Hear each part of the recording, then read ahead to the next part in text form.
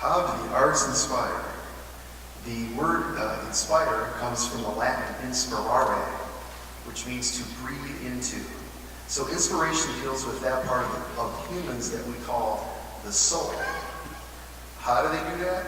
It can be a pretty complicated question depending on how deep you delve into the subject. But let's keep things simple. That they do inspire, there's no doubt. For just as the natural sciences enable us to understand the rational and the logical, so do the artistic disciplines, musical, visual, and theatrical, discern the affective, emotional, and feeling part of humanity.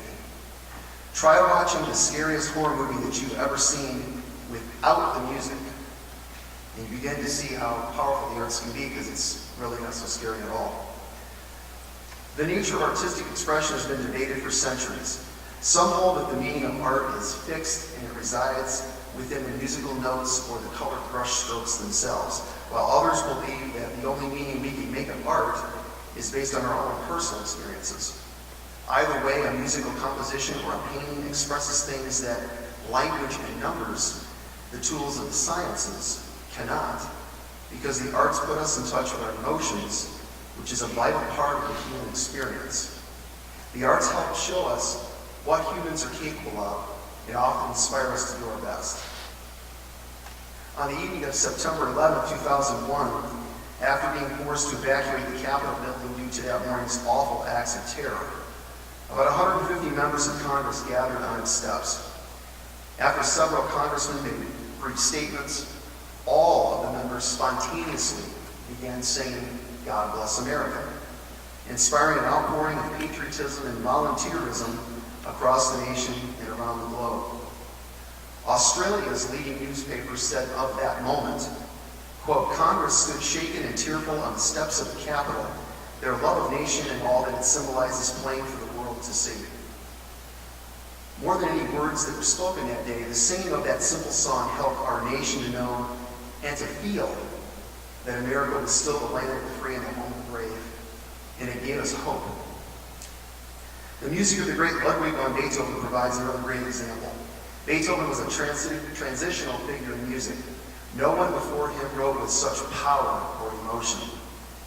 To know that he wrote the great bulk of his work while being almost totally deaf is mind-boggling. The last movement of his last symphony, number 9, is a musical setting of Friedrich Schiller's poem Ode to Joy.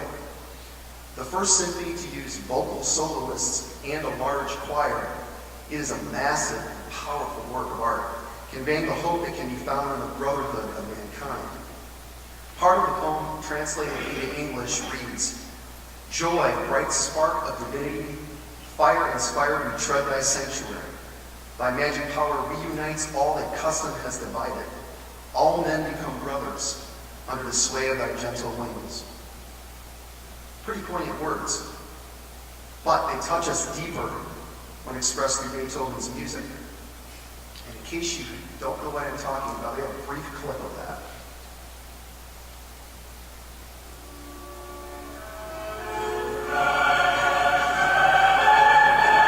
Does that sound familiar?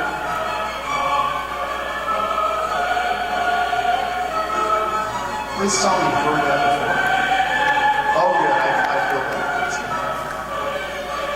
I've heard this symphony countless times, and it always inspires me to believe that the world can and should be a better place.